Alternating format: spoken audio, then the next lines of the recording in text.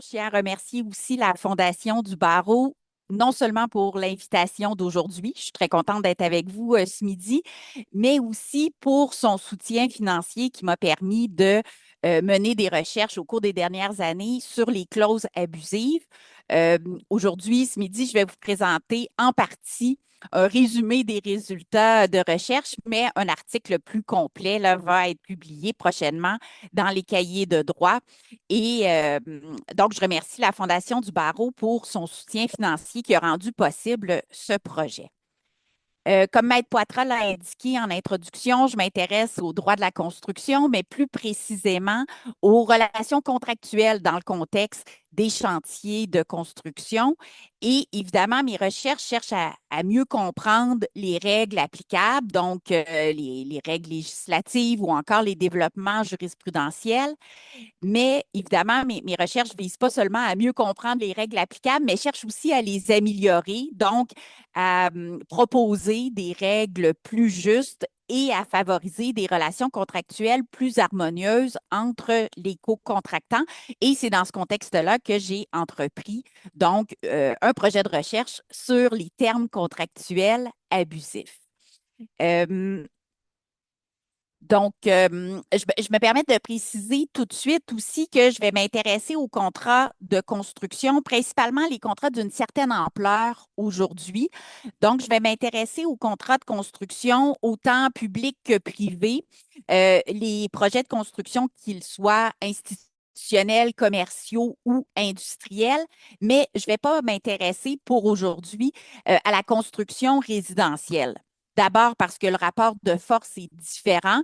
Euh, je vais principalement traiter d'exemples et de projets de construction qui s'inscrivent davantage dans un contexte de grand chantier et aussi parce que le processus de formation des contrats est différent en matière de construction résidentielle qui peut l'être. Moi, je vais principalement aujourd'hui m'intéresser aux contrats de construction.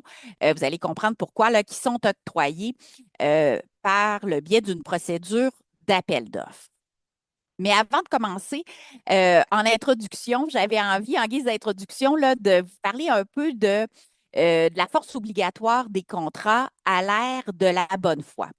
Ceux d'entre vous qui suivent avec attention là, les développements jurisprudentiels en matière de droit de la construction, vous avez sûrement constaté à quel point le principe de bonne foi prend une importance chaque année un peu plus grande, je dirais, dans le raisonnement des tribunaux en matière de droit de la construction. Donc, de plus en plus, les contractants s'aperçoivent qu'ils ne peuvent pas simplement s'en tenir à la lettre du contrat, à ce que les contractants ont expressément prévu.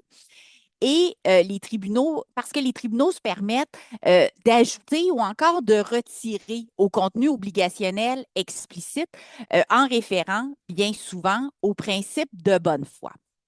Donc, la force obligatoire du contrat ne se limite pas aux termes contractuels explicites parce que les tribunaux vont pouvoir venir dégager des obligations implicites qui découlent de la nature du contrat et qui vont donc venir parfois ajouter au contenu obligationnel et aussi parce que les tribunaux s'appuient beaucoup dans certains domaines plus que d'autres, et principalement en droit de la construction, les tribunaux s'appuient beaucoup sur le principe de bonne foi pour ajouter des obligations, des exigences qui pèsent sur les parties.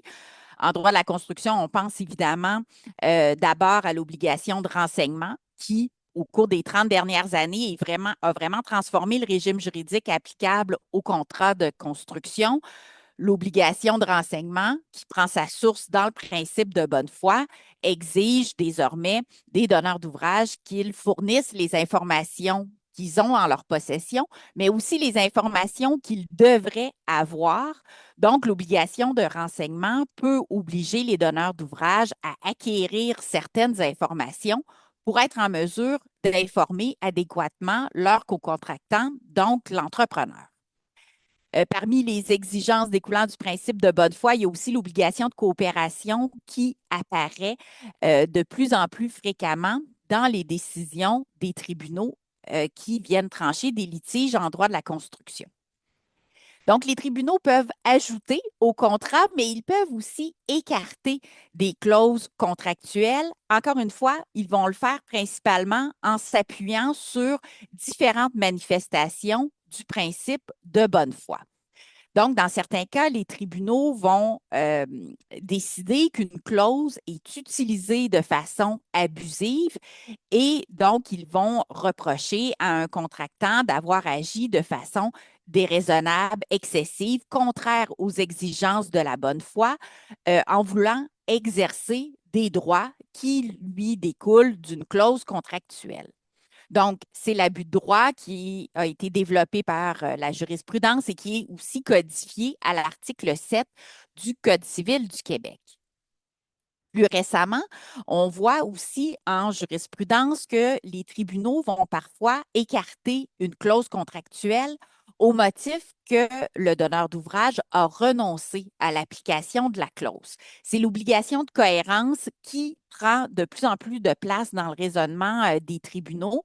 Donc, parfois, la tolérance, le comportement d'un contractant va être assimilé à une renonciation par les tribunaux et on va dire à un contractant, bien, si tu as renoncé à appliquer une clause, souvent une clause de pénalité, eh bien, tu dois demeurer cohérent et tu as renoncé à la possibilité de te prévaloir de cette clause-là. Et une dernière façon pour les tribunaux d'écarter une clause, c'est de déterminer qu'elle est abusive. Et pour ce faire, les tribunaux peuvent s'appuyer expressément sur l'article 1437 du Code civil du Québec qui prévoit qu'une clause abusive d'un contrat d'adhésion peut être annulée ou encore réduite par le tribunal. Et on voit de l'article 1437 qu'on va examiner plus en détail là, ensemble dans un instant, mais on voit de l'article 1437 que cette protection codifiée contre les clauses abusives prend aussi sa source dans la bonne foi. On voit qu'une clause est abusive lorsqu'elle va à l'encontre des exigences de la bonne foi. Mais malgré que l'article 1437 accorde expressément aux tribunaux la possibilité de protéger les adhérents contre les clauses abusives et donc la possibilité d'annuler une clause abusive, on constate en jurisprudence une certaine réticence des tribunaux à intervenir. Donc, souvent, les tribunaux vont déplorer la rédaction du contrat, mais ils vont se montrer réticents à intervenir pour annuler une clause. Et donc, cette réticence à intervenir fait en sorte que c'est difficile à la lecture de la jurisprudence de savoir quelles clauses sont abusives et les rédacteurs de contrats ne peuvent pas nécessairement s'appuyer sur la jurisprudence pour faciliter la rédaction de leur contrat et savoir à l'avance quelle clause est susceptible d'être annulée. Et cette question-là des clauses abusives présente, selon moi, un intérêt accru ou un intérêt renouvelé parce que certaines études ont révélé au cours des dernières années que les entrepreneurs québécois se montrent moins intéressés à soumissionner pour l'obtention de contrats publics. Et ces mêmes études-là révèlent que la baisse d'intérêt des entrepreneurs est notamment liée à leur perception que les contrats de construction contiennent des clauses abusives. Donc, je réfère entre autres à une étude qui a été faite en 2021 par la firme Raymond Chabot et qui a sondé plusieurs entrepreneurs du secteur de la construction, plusieurs professionnels aussi, et qui a permis de venir confirmer ce que plusieurs donneurs d'ouvrages publics avaient déjà constaté. Mais donc, l'étude a permis de confirmer une baisse d'intérêt des entrepreneurs à l'égard des contrats publics et 72 des entrepreneurs sondés ont indiqué qu'ils se permettent d'écarter certains donneurs d'ouvrages en fonction des conditions euh, offertes par les termes contractuels imposés par les donneurs d'ouvrages en question.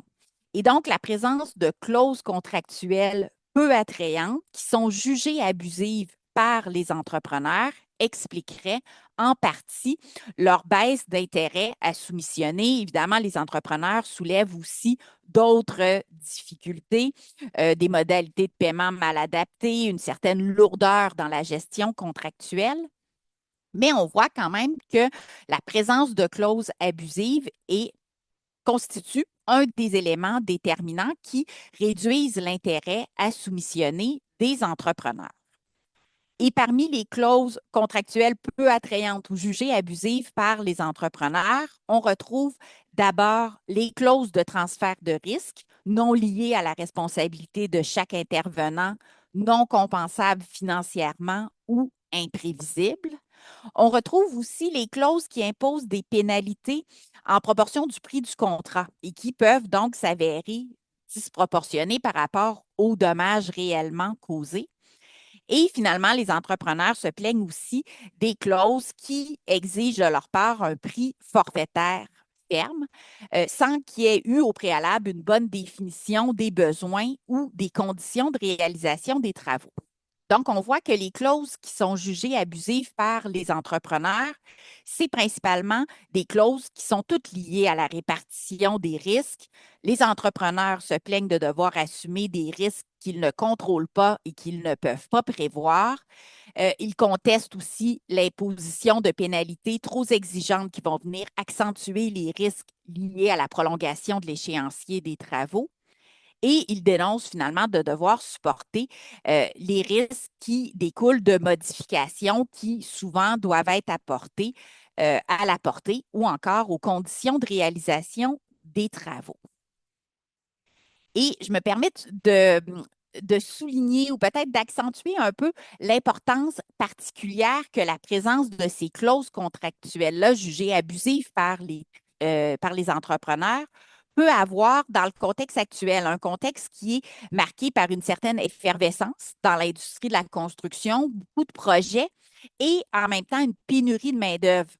Donc, ça fait en sorte que les entrepreneurs peuvent un peu se permettre de choisir les projets sur lesquels ils vont soumissionner. Et dans ce contexte particulier-là, bien, la question des clauses contractuelles, elle n'est pas dommageable uniquement pour les entrepreneurs qui ont de la difficulté, là, doivent assumer les conséquences néfastes des clauses abusives. La présence de ces clauses désavantageuses-là, elles peuvent s'avérer préjudiciables pour l'ensemble de la société qui risque d'être appelée à payer plus cher pour des travaux de construction publique. Il faut voir que ces clauses-là contribuent à la diminution du nombre de soumissionnaires participant aux appels d'offres publics et donc à l'augmentation des coûts de construction des projets. La baisse de la concurrence ne va pas inciter les entrepreneurs à soumissionner au plus bas prix possible et permet aussi à ceux qui vont décider de soumissionner ben, de hausser leur prix, d'augmenter le prix soumissionné afin de se protéger contre les risques accrus engendrés par de telles clauses. Donc, la présence des clauses contractuelles peu attrayantes, désavantageuses, abusives, concerne pas seulement la protection des intérêts des entrepreneurs, mais concerne davantage les fonds publics et la bonne utilisation de ces fonds-là pour la réalisation de travaux de construction. Et jusqu'à maintenant, les solutions qui ont été mises de l'avant pour éliminer les clauses contractuelles abusives, elles font principalement appel à la bonne volonté des donneurs d'ouvrage. Donc, on enjoint les donneurs d'ouvrage à rédiger des appels d'offres plus équitables, plus attrayants pour les soumissionnaires afin de raviver l'intérêt des entrepreneurs à l'égard des contrats publics. Vous aurez compris que je pense que les tribunaux peuvent aussi contribuer à assainir les contrats publics, des clauses abusives que les contrats publics peuvent contenir. Donc, ma présentation d'aujourd'hui va être divisée en deux parties. Je vais d'abord démontrer que les contrats de construction octroyés suivant un processus d'appel d'offres sont des contrats d'adhésion, ce qui justifie donc les tribunaux à intervenir pour annuler les clauses abusives qu'ils peuvent contenir. Et dans un deuxième temps, je vais exposer, comme Maître Poitras l'indiquait au tout début, dans un deuxième temps, je vais vous présenter 5 types de clauses qui sont potentiellement abusives, même si elles sont fréquentes dans les contrats de construction. Et évidemment, je vais revenir aussi sur les clauses qui sont considérées abusives par les entrepreneurs afin de vérifier si elles constituent véritablement des clauses abusives au sens du droit québécois. Donc, on a vu tantôt, lorsqu'on a regardé l'article 1437 du Code civil, la protection codifiée contre les clauses abusives, elle permet aux tribunaux d'intervenir seulement en présence d'un contrat d'adhésion ou d'un contrat de consommation. Donc, le pouvoir d'intervention des tribunaux est limité. Le tribunal ne peut pas intervenir pour écarter une clause abusive qui aurait été intégrée par les parties dans un contrat de gré à gré. On peut se questionner à savoir si c'est vraiment cohérent de permettre les clauses abusives dans les contrats de gré à gré alors qu'on élève au rang de principe directeur du droit des contrats le principe de bonne foi. Mais ça, c'est une autre question. Moi, aujourd'hui, vraiment, je me concentre sur la possibilité pour le tribunal d'intervenir pour écarter une clause abusive d'un contrat d'adhésion. Et un contrat d'adhésion, je vous rappelle que le Code civil le définit comme un contrat comme étant celui dont les stipulations essentielles sont imposées par l'une ou l'autre des parties sans possibilité d'être discuté librement et tout contrat qui n'est pas d'adhésion est de gré à gré. Il n'existe pas là, de catégorie intermédiaire. Donc, la plupart des contrats de construction sont octroyés suivant un processus d'appel d'offres et ces contrats-là, octroyés suivant un processus d'appel d'offres, sont des contrats d'adhésion parce que le processus d'appel d'offres permet aux donneurs d'ouvrage de déterminer unilatéralement les termes contractuels et de les imposer à son co-contractant. Et malgré qu'on puisse se questionner à savoir s'il existe une égalité ou une inégalité entre les co-contractants, ça ne devrait pas être un critère pertinent, tout comme la liberté que peut conserver l'entrepreneur ne devrait pas faire en sorte d'écarter la qualification de contrat d'adhésion. Donc, si on prend tout ça un peu plus lentement, on a vu le contrat d'adhésion, il est caractérisé par la détermination unilatérale du contenu contractuel par l'une des parties.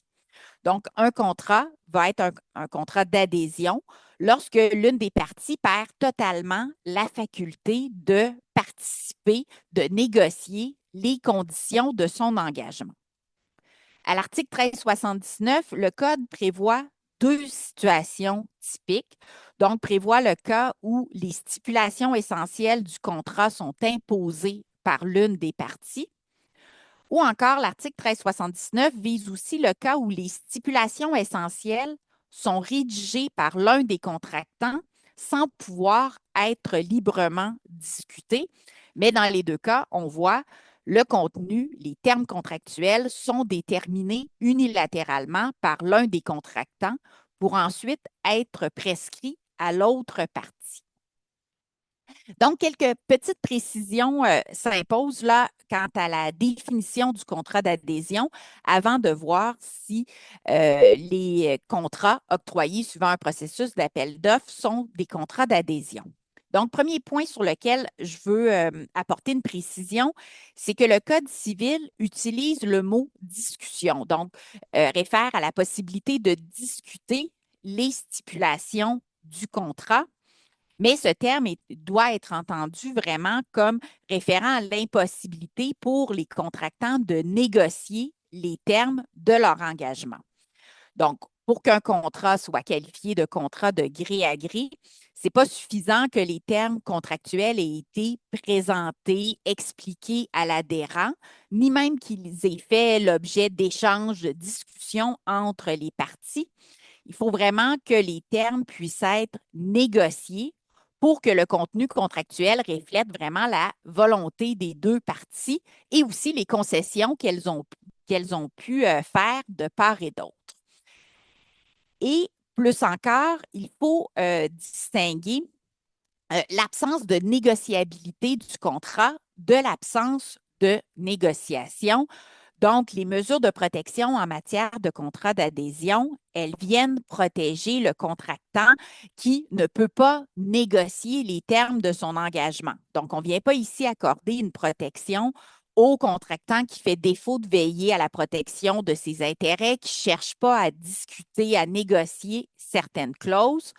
À partir du moment qu'il y a une possibilité réelle euh, de parlementer, de débattre des termes contractuels, le contrat va être qualifié de contrat d'adhésion sans égard à la qualité des discussions qui ont pu avoir lieu. À l'opposé, le contrat est d'adhésion si les termes sont non négociables, donc lorsque l'adhérent ne dispose d'aucun choix autre que d'accepter le contrat selon les termes imposés ou encore de ne pas contracter. Et plus encore aussi, la faculté de négociation, elle doit être significative puisqu'elle doit porter sur les stipulations essentielles du contrat, c'est-à-dire sur l'ensemble des clauses contractuelles normatives importantes. Ce que ça veut dire, c'est qu'un contrat peut être d'adhésion, même si l'adhérent a pu négocier des aspects secondaires de la relation contractuelle ou encore obtenir des concessions sur des points mineurs. Et aussi, dans la jurisprudence, dans la doctrine aussi, l'expression stipulation essentielle du contrat est interprétée comme référant à l'essentiel des stipulations importantes. Donc, on regarde le contrat dans son ensemble pour déterminer si c'est un contrat d'adhésion. Et il en résulte que même si un ensemble restreint, limité de clauses contractuelles pourrait avoir été négocié, à partir du moment que la majorité des clauses contractuelles importantes sont imposées à l'adhérent, la qualification de contrat d'adhésion devrait l'emporter. Et donc, en appliquant ces principes, dès 1999, la Cour d'appel du Québec, dans la décision Régie d'assainissement des eaux du bassin de la Prairie contre Janin Construction, donc dès 1999, la Cour d'appel est venue confirmer que les contrats de construction octroyés suivant un processus d'appel d'offres constituent généralement des contrats d'adhésion, puisque l'élaboration des documents contractuels demeure la plupart du temps l'œuvre unilatérale du donneur d'ouvrage qui va ensuite les imposer aux soumissionnaires. Et par la suite, à plusieurs reprises, évidemment, les tribunaux ont réitéré que les contrats de construction octroyés suivant un processus d'appel d'offres constituaient des contrats d'adhésion. Le donneur d'ouvrage rédige de son côté unilatéralement les documents, les volumineux documents d'appel d'offres et les termes sont non négociables, sont imposés aux entrepreneurs. Donc, dans ce contexte-là, les entrepreneurs, les soumissionnaires n'ont d'autre choix que de souscrire à l'intégralité des stipulations des documents d'appel d'offres ou encore prendre la décision de ne pas déposer de soumission. Donc, même si les tribunaux l'ont répété à de nombreuses reprises, là, la qualification de contrat d'adhésion de ce type de contrat-là, la qualification demeure quand même fragile. Je vais y revenir dans un instant. Mais je veux aussi attirer votre attention sur le fait que la libre discussion des stipulations contractuelles dans le contexte d'un processus d'appel d'offres, euh, la possibilité de négocier, de discuter, bien, c'est incompatible avec la procédure même d'appel d'offres.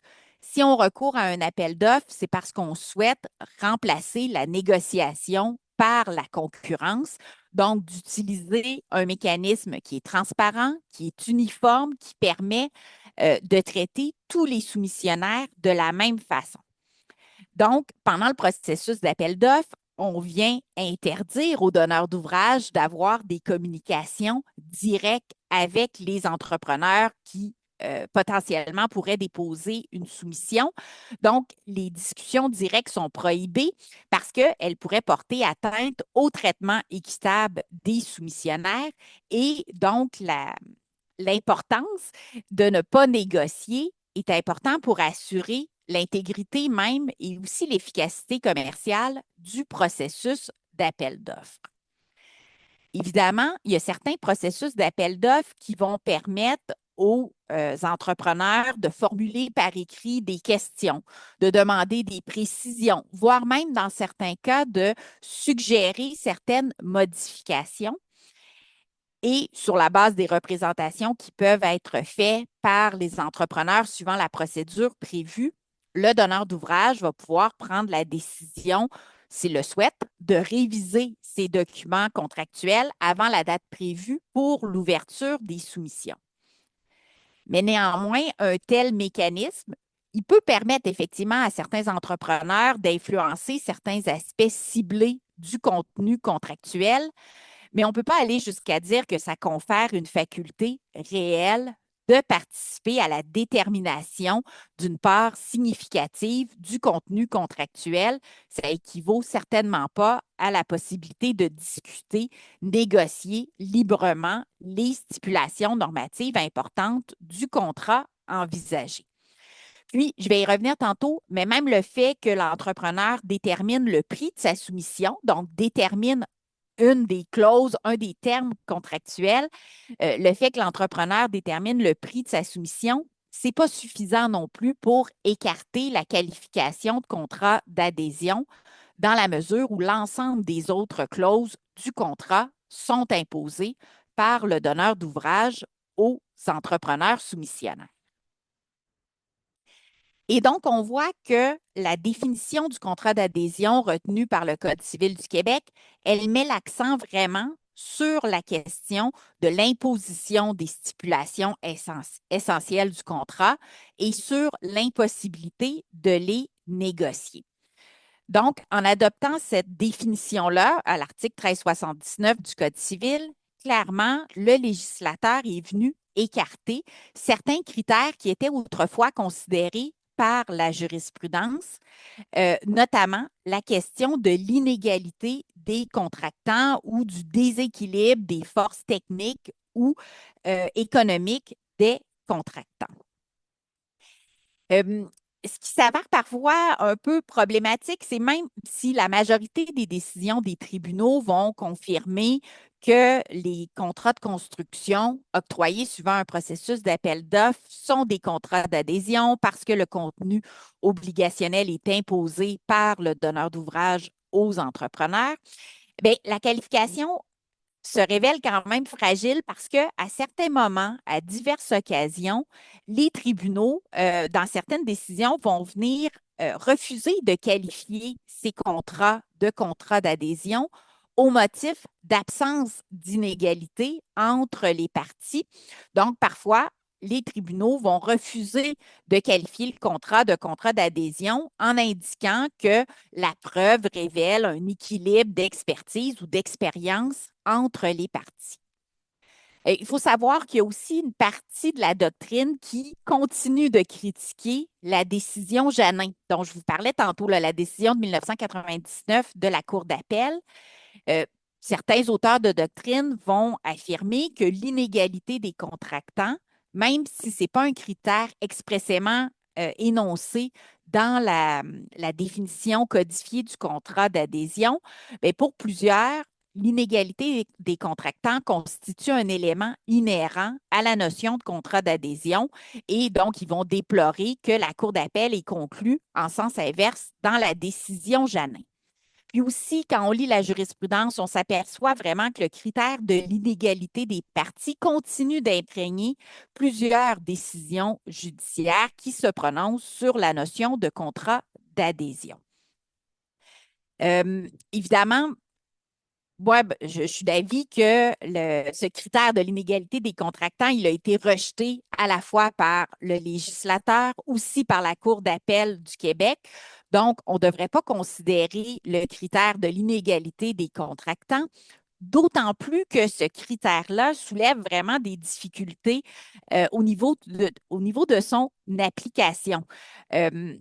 Même les auteurs de doctrine qui vont critiquer le rejet du critère de l'inégalité des contractants ne permettent pas vraiment d'expliquer comment on peut sous-peser, déterminer le rapport différent, la puissance économique différente d'un organisme public et d'une entreprise privée, donc d'un entrepreneur qui cherche à obtenir le contrat.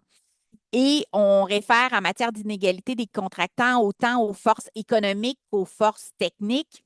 Pourtant, on sait qu'en matière de contrat d'entreprise de construction, dans un contexte de grand chantier, souvent les donneurs d'ouvrage vont jouir d'une expertise non négligeable, d'autant plus qu'ils vont souvent être conseillés par des professionnels, des consultants qui vont partager leur expertise technique avec les donneurs d'ouvrage. Donc, plusieurs difficultés pratiques là, au niveau de l'application de ce critère-là qui a été écarté et par le législateur et par les tribunaux. Mais je pense que c'est important de prendre conscience aussi qu'il n'y a pas seulement la force technique ou économique qui permet à un contractant d'imposer les stipulations contractuelles essentielles à son co-contractant. Puis à l'inverse, ce n'est pas seulement parce que le contractant est dans une position de vulnérabilité économique ou technique qu'il ne sera pas en mesure d'imposer, de négocier le contenu contractuel. En matière de contrat public de construction, l'obligation de recourir à une procédure d'appel d'offres est dictée par la loi et c'est ce mode d'octroi particulier des contrats publics qui fait en sorte que le donneur d'ouvrage peut imposer les règles du jeu. Donc, ce n'est pas seulement la force supérieure des contractants qui permet à l'un des contractants d'imposer le contenu contractuel à l'autre, mais en revanche, l'absence de possibilité de négociation entraîne inévitablement une inégalité entre les contractants. Donc, je pense que c'est toujours possible d'affirmer que l'inégalité des parties est à la base du contrat d'adhésion si on admet que l'inégalité provient pas tant du déséquilibre de leur force économique ou de leur force technique, mais découle plutôt du fait que les termes de la relation contractuelle sont imposés par l'un des contractants. Donc, l'inégalité des contractants elle provient de l'absence de possibilité de négocier. Donc, elle constitue, selon moi, davantage euh, une conséquence, un effet du contrat d'adhésion plutôt qu'un critère. Et dans le contexte précis qui nous intéresse aujourd'hui, bien, il ne faut pas oublier, comme la Cour suprême l'a indiqué, que le processus d'appel d'offres favorise grandement le donneur d'ouvrage. Donc, le donneur d'ouvrage, évidemment, il va pouvoir rédiger les termes contractuels, choisir les clauses qu'il décide d'inclure, celles qu'il décide de mettre. Il peut s'accorder certains avantages sans nécessairement prévoir des aménagements réciproques ou offrir une contrepartie à son co-contractant. Mais aussi, quand on dit que le processus d'appel d'offres favorise grandement le donneur d'ouvrage, bien, c'est parce que le donneur d'ouvrage, souvent, a le luxe du temps, donc va prendre le temps de rédiger lentement les documents d'appel d'offres, alors que l'entrepreneur, souvent, lui, dispose d'un temps beaucoup plus limité pour préparer sa soumission et prendre connaissance des termes contractuels. Les délais très courts pour soumissionner étaient d'ailleurs un des constats, un des reproches qui avait été fait lors de la commission Charbonneau. Et aussi, le processus d'appel d'offres peut favoriser le donneur d'ouvrage parce que le donneur d'ouvrage, souvent, il va réutiliser de projet en projet ses documents contractuels tout en les bonifiant au fil des expériences qu'il va acquérir. Donc, le donneur d'ouvrage, souvent, non seulement parce qu'il a choisi, mais aussi parce qu'il connaît les termes contractuels, souvent arrive avec une longueur d'avance euh, face à l'entrepreneur lorsque le contrat se forme. Et aussi, au fil du temps, il y a plusieurs volets de la liberté de l'entrepreneur qui participent à un processus d'appel d'offres qui ont été soulevés pour soutenir que le contrat euh, octroyé suivant un processus d'appel d'offres n'est pas un contrat d'adhésion. Donc, on soulève parfois que le fait que l'entrepreneur est libre de soumissionner ou de ne pas soumissionner nous éloigne de la définition du contrat d'adhésion.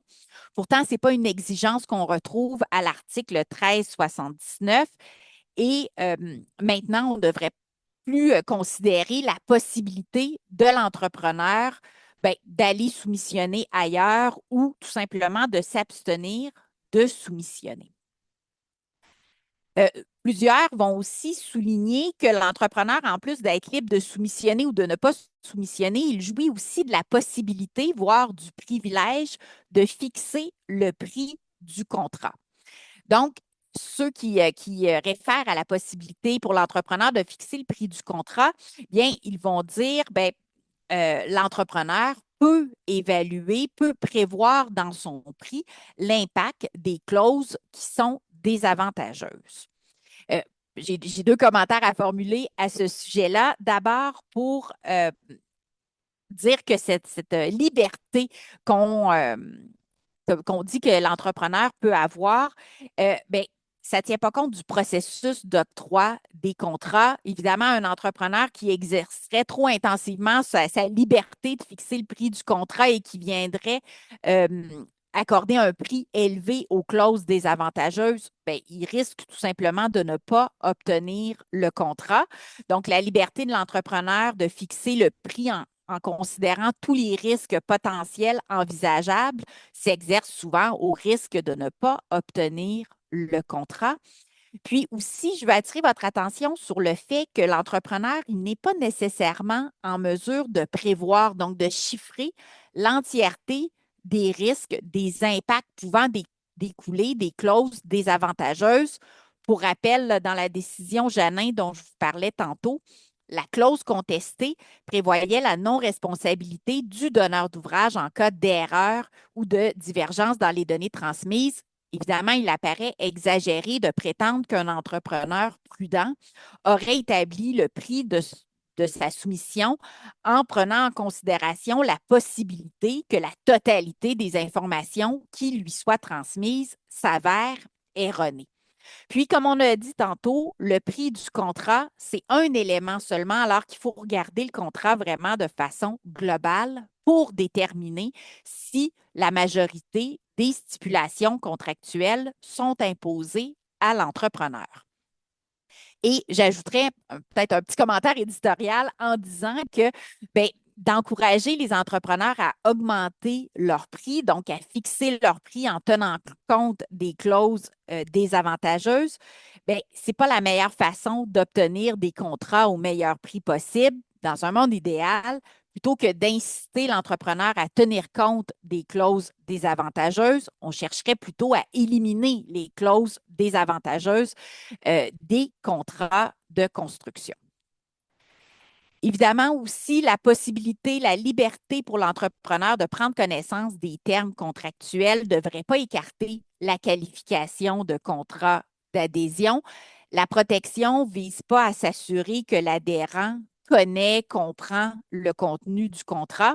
On lui accorde une protection parce qu'il n'a pas la possibilité, le loisir de négocier les clauses contractuelles qu'on lui impose.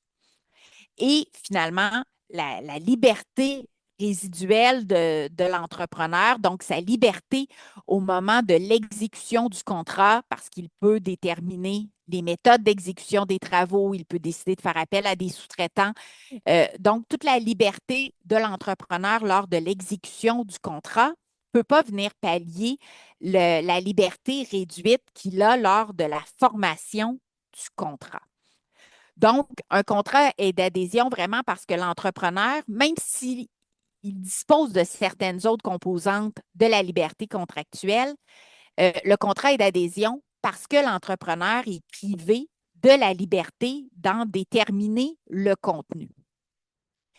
Et le donneur d'ouvrage, comme il rédige les clauses contractuelles, évidemment, il peut inclure des clauses qui sont à son avantage, mais il doit s'abstenir d'imposer des conditions excessives à l'entrepreneur dans le contexte où l'entrepreneur n'est pas en mesure de les contester, de leur faire face. Donc, maintenant que j'espère vous avoir convaincu que les contrats de construction sont des clauses, sont des contrats d'adhésion, je veux évoquer, souligner certaines clauses qui sont potentiellement abusives, donc des clauses courantes des contrats de construction, mais qui sont quand même potentiellement abusives. Avant de décrire là, les 5 catégories de clauses potentiellement abusives, quelques courtes explications sur la notion même de clause abusive. On l'a vu tantôt au tout début de la présentation, là, lorsqu'on avait la diapo sur l'article 1437. Une clause abusive, c'est une clause qui désavantage l'adhérent d'une manière excessive et déraisonnable. Donc, euh, une clause abusive, c'est d'abord une clause désavantageuse, donc qui va engendrer des inconvénients disproportionnés pour l'entrepreneur. Donc, une clause abusive, c'est une clause qui crée un déséquilibre entre les droits et obligations des parties. Mais évidemment, ce n'est pas toutes les stipulations désavantageuses pour l'entrepreneur qui sont nécessairement abusives. L'article 1437 prévoit aussi que le désavantage doit être excessif et déraisonnable. Le terme excessif ici réfère à un désavantage significatif qui s'apprécie en fonction d'un critère autant objectif que subjectif. Donc, on peut prendre en considération la situation particulière de l'adhérent, les conséquences réelles que la clause engendre à son égard. Donc, le terme excessif réfère à un désavantage significatif, alors que le terme déraisonnable, lui, va plutôt viser le caractère injustifié de la clause. Donc, lorsque les inconvénients que subit l'adhérent sont exagérés au regard de l'objectif poursuivi par le stipulant qui a imposé la clause. Donc, on comprend de l'article 1437 que les tribunaux ne devraient pas seulement devraient pas intervenir quand la clause est seulement regrettable, mais vraiment lorsque les termes contractuels sont particulièrement choquants, particulièrement répréhensibles. Et la référence à la bonne foi, qu'on retrouve aussi dans la définition, ce n'est pas un critère supplémentaire, c'est plutôt le fondement de la règle. Donc, la bonne foi sert de critère d'évaluation permettant aux tribunaux de contrôler le caractère juste des clauses contractuelles qui sont imposées par le stipulant. Donc, on voit que le stipulant, il peut évidemment déterminer les termes contractuels, mais il ne doit pas abuser de sa position privilégiée. Il peut s'avantager, mais il ne doit pas outrepasser les exigences de la bonne foi. Et aussi, pour déterminer si une clause est abusive, évidemment, ça implique une évaluation globale de l'ensemble du contrat. Une clause contractuelle peut sembler abusive en elle-même, mais peut être finalement raisonnable au regard d'autres aspects du contrat qui vont offrir une contrepartie à l'adhérent ou encore qui vont lui offrir des obligations ou des droits réciproques. Donc, l'analyse de la clause abusive impose forcément de comprendre le contrat dans son ensemble. Et aussi, l'article 1437, au moment de définir la clause abusive, l'article 1437 donne aussi un exemple d'une clause qui peut être abusive, soit la clause qui est si éloignée des obligations essentielles qui découlent des règles gouvernant habituellement le contrat, qu'elle a pour effet de dénaturer celui-ci. Donc, le législateur nous invite à un exercice de comparaison. La clause d'un contrat de construction qui va s'éloigner des règles codifiées en matière de contrat d'entreprise, des règles jurisprudentielles, de la pratique contractuelle aussi, bien, une clause donc qui s'écarte du cadre normatif habituel, elle est susceptible d'être abusive. Mais à l'inverse, il faut être prudent aussi parce que une clause qui est courante, répandue, pourrait aussi s'avérer abusive. Donc, la standardisation, l'uniformisation des contrats de construction ne devrait pas empêcher le tribunal d'évaluer le désavantage qui découle de certaines clauses. Puis parfois, la généralisation des termes contractuels a pour effet d'en banaliser les impacts, mais malgré qu'elle soit courante, les tribunaux ne devraient pas hésiter à intervenir lorsque des clauses contractuelles leur semblent inacceptables, abusives. Et donc, parmi ces exemples de clauses qui sont susceptibles d'être abusives, évidemment, lorsque je vais vous présenter les clauses, je vais toujours référer à des clauses qui sont potentiellement abusives, puisque le caractère abusif d'une clause ne peut pas être déterminé dans l'abstrait. Donc, il faut vraiment regarder le contrat dans son ensemble. Euh, donc, parmi les clauses qui sont susceptibles d'être abusives, il y a les clauses qui limitent les conséquences d'un défaut contractuel du donneur d'ouvrage et qui, de façon corrélative, vont limiter, réduire le droit à la réparation du préjudice subi par l'entrepreneur.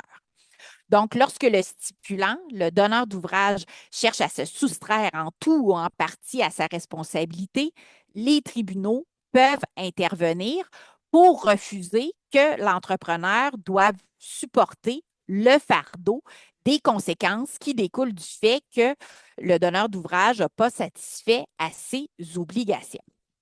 Donc, évidemment, les clauses d'exclusion ou de limitation de responsabilité ont souvent été considérées abusives. En matière de contrat de construction, c'est surtout les clauses qui viennent exonérer le donneur d'ouvrage de sa responsabilité en cas d'erreur ou de divergence dans les données transmises qui ont été considérées comme étant abusives. Donc, pendant longtemps, de telles clauses contractuelles d'exclusion ou de limitation de responsabilité étaient qualifiées de léonines, de draconiennes par les tribunaux, mais les tribunaux les jugeaient néanmoins valides. Dans l'arrêt Janin, la Cour d'appel a jugé que les clauses d'exclusion ou de limitation de responsabilité qui venaient écarter la responsabilité du donneur d'ouvrage qui avait transmis des informations erronées, bien, la Cour est venue dire que de telles clauses étaient d'une rigueur impitoyable pour l'entrepreneur, en plus d'être incompatibles avec l'obligation de renseignement du donneur d'ouvrage.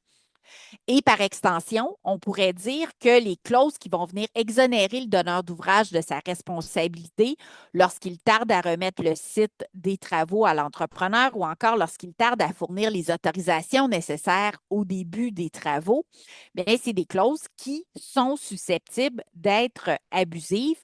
De façon générale, un donneur d'ouvrage ne devrait pas être autorisé à se réfugier derrière une clause d'exonération de responsabilité quand il manque à ses obligations contractuelles. Et de façon similaire, les tribunaux ont aussi jugé abusives des clauses contractuelles qui venaient dispenser le donneur d'ouvrage de verser des intérêts sur les sommes dues à l'entrepreneur en cas de retard de paiement.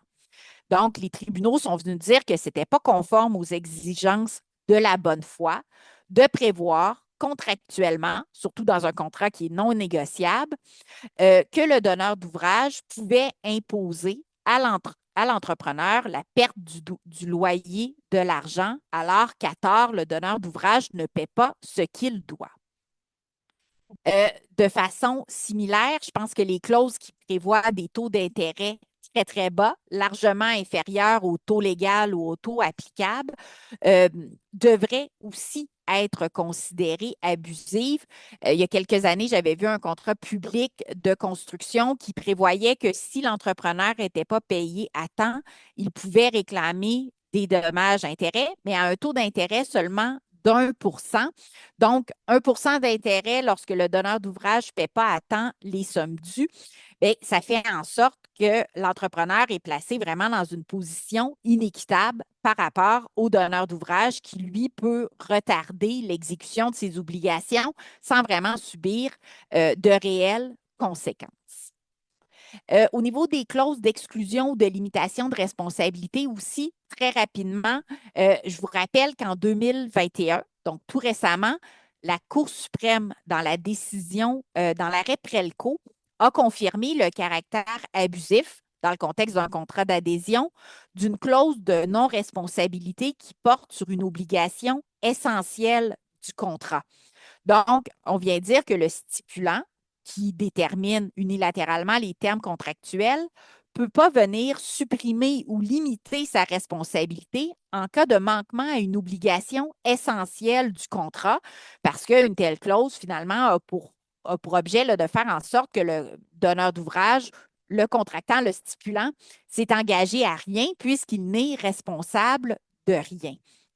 Donc, en matière de contrat de construction, l'obligation essentielle du donneur d'ouvrage, voire la principale prestation requise du donneur d'ouvrage, du client, c'est de payer les sommes dues à l'entrepreneur, donc une clause d'exclusion ou de limitation de responsabilité qui viendrait encadrer donc la responsabilité en cas de manquement à une telle obligation essentielle serait probablement abusive. Et parmi aussi les autres considérations essentielles des contrats de construction, il ne faut pas oublier que l'indépendance de l'entrepreneur lors de l'exécution des travaux, c'est aussi considéré comme un élément caractéristique essentiel du contrat d'entreprise de construction. Donc, une clause qui permettrait aux donneurs d'ouvrage de s'ingérer dans l'exécution des travaux pourrait aussi être jugée abusive.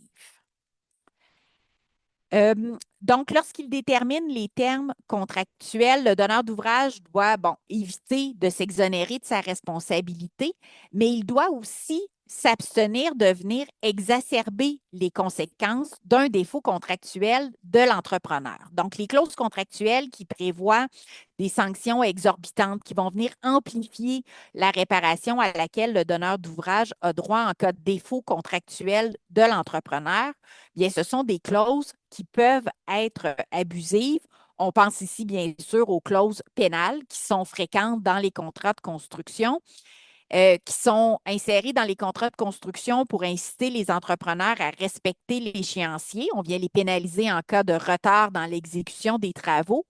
Ou encore, les clauses pénales peuvent aussi inciter à encourager les entrepreneurs à respecter un certain niveau de qualité des travaux. Donc, les clauses pénales peuvent sanctionner la qualité des travaux effectués. Et les clauses pénales, bien, vous connaissez sûrement le principe, là, elles permettent donc l'évaluation anticipée des dommages-intérêts et elles vont obliger l'entrepreneur à payer une peine, une pénalité, dans la mesure où il n'exécute pas entièrement, sans retard, ses obligations. Les tribunaux disposent du pouvoir d'intervenir à l'égard des clauses pénales abusives dans tous les contrats. Donc, pas seulement dans les contrats d'adhésion, mais aussi dans l'ensemble des contrats. Donc, on voit qu'en permettant aux tribunaux de réduire les clauses pénales des contrats de gré à gré, le législateur signale que ces clauses sont particulièrement propices à des abus. Mais lorsqu'elles sont dans des contrats d'adhésion, euh, comme c'est le cas des contrats de construction qui nous intéressent, bien, non seulement les tribunaux peuvent les réduire, mais peuvent aussi les annuler. Donc, une clause pénale peut être abusive si les pénalités imposées par le donneur d'ouvrage euh, sont complètement excessives, disproportionnées par rapport aux dommages réellement encourus par le donneur d'ouvrage. Les clauses pénales peuvent avoir une certaine visée dissuasive ou punitive, mais il faut éviter qu'elles soient exagérées. Les clauses pénales peuvent aussi être déraisonnables si l'objectif de dissuasion poursuivi est de peu d'importance et que, encore une fois, on a une disproportion entre l'objectif et les conséquences néfastes qui en résultent pour l'entrepreneur. Évidemment, les clauses pénales, elles peuvent être abusives en elles-mêmes. Elles sont aussi parfois utilisées de façon abusive. Donc, là, on serait davantage du côté de la théorie de l'abus de droit. Mais par exemple, une clause pénale va être utilisée de façon abusive par un donneur d'ouvrage lorsque le donneur d'ouvrage tente de l'imposer, même s'il est en partie responsable de certains délais ou encore lorsqu'il a cherché à imposer un échéancier irréaliste, impossible à satisfaire. Et parmi les clauses qui exacerbent les conséquences d'un défaut contractuel de l'entrepreneur, bien, on retrouve aussi certaines clauses qui sont potentiellement abusives parce qu'elles vont attribuer des conséquences draconiennes à certains défauts de l'entrepreneur. Par exemple, une clause contractuelle qui prévoit qu'un entrepreneur doit remédier à tout manquement dans un délai très court et qui permet aux donneurs d'ouvrage de faire appel à la caution ou encore de procéder à la résiliation du contrat après un très, très court délai, bien, ce sont des clauses qui peuvent être jugées abusives, tout comme les clauses qui vont conférer des droits démesurés au donneur d'ouvrage en cas de défaut minime de l'entrepreneur. Par exemple, une clause qui permet au donneur d'ouvrage de s'immiscer complètement dans le contrôle de la qualité des travaux effectués, par exemple en astreignant l'entrepreneur à une double inspection, ce qui retarde la progression des travaux, dès que l'entrepreneur est responsable d'un tout petit défaut. Donc, je m'aperçois avec Anne-Marie qui vient de réapparaître que effectivement, le temps a passé plus vite que je le pensais. En 2 minutes, je vais conclure parce que je veux laisser du temps pour les questions. Donc, très rapidement, les autres clauses qui peuvent être abusives, bien, il y a évidemment les clauses qui vont empêcher l'entrepreneur d'exercer ses droits de la façon prévue. Donc, dans ce domaine-là, il y a plusieurs clauses qui vont entraver l'exercice de recours par l'entrepreneur et qui sont quand même jugées valides selon l'état actuel du droit. Je pense que dans certains cas, les contractants devraient soulever davantage le caractère potentiellement abusif de ce type de clause-là pour emmener les tribunaux à les réévaluer au regard là, de la jurisprudence actuelle. J'aurais voulu aussi vous parler des clauses qui accordent au donneur d'ouvrage la possibilité de continuer à exercer son pouvoir de détermination unilatérale lors de l'exécution du contrat. Donc, certaines clauses qui vont, entre autres, permettre au donneur d'ouvrage de modifier unilatéralement les termes contractuels. Euh, la jurisprudence en ce moment prévoit que si c'est acceptable de permettre au donneur d'ouvrage de modifier légèrement les termes contractuels, la portée des travaux, bien, toute clause qui lui accorde un pouvoir de modification disproportionné est potentiellement abusif. Et bon, dernière catégorie de clauses, c'était les clauses qui augmentent les obligations de l'entrepreneur ou encore qui vont réduire celles du donneur d'ouvrage. Et j'en viens à la conclusion que les clauses qui sont jugées répréhensibles, désavantageuses par les entrepreneurs, là, les clauses qui leur imposent d'assumer des risques imprévisibles, dans l'état actuel du droit, ces clauses-là sont peu susceptibles d'être déclarées abusives parce que la jurisprudence prend pour acquis que les risques d'imprévision doivent être assumés par l'entrepreneur. Euh, donc, la protection en matière de clauses abusives, elle est limitée. Elle est peut-être aussi pas tout à fait adaptée à ce que souhaitent les entrepreneurs. Donc, probablement qu'une réforme plus extensive du régime juridique des contrats de construction serait nécessaire. On peut penser à inclure la théorie de l'imprévision en matière de contrat d'entreprise. On pourrait penser aussi à une réforme des règles jurisprudentielles pour prévoir un partage des risques un peu plus équilibré. Mais en attendant là, cette réforme souhaitée, souhaitable du régime juridique du contrat de construction, je pense qu'à tout le moins, si davantage d'arguments sont soulevés quant au caractère abusif de certaines clauses, si la jurisprudence en matière de clauses abusives des contrats de construction était plus consistante, bien, on pourrait guider les rédacteurs de contrats qui pourraient rédiger des contrats plus juste avec des clauses contractuelles davantage conformes aux exigences de la bonne foi. Donc, j'arrête mon partage d'écran, je m'arrête ici et pour répondre aux questions, puis pour ceux qui seraient intéressés à en savoir plus, dans le PowerPoint qui va vous être transmis, là, on va vous envoyer les références, mais sachez que l'article qui découle du projet de recherche là, financé par la Fondation du barreau va sortir dans l'un des prochains numéros des cahiers de droit là, qui devrait paraître tout prochainement. Donc, je m'arrête ici et je suis prête pour vos questions.